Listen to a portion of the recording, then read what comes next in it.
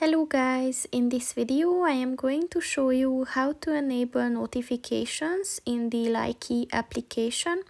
But first I just want to mention, don't forget to subscribe to my channel, because at 10,000 subscribers I am going to show you my whole YouTube revenue statistics and growth strategy, as well as how to make money online.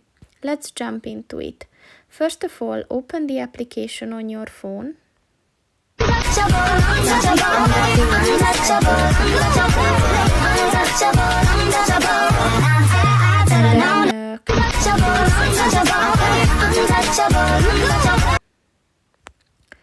And then at the general section, click on the notifications button.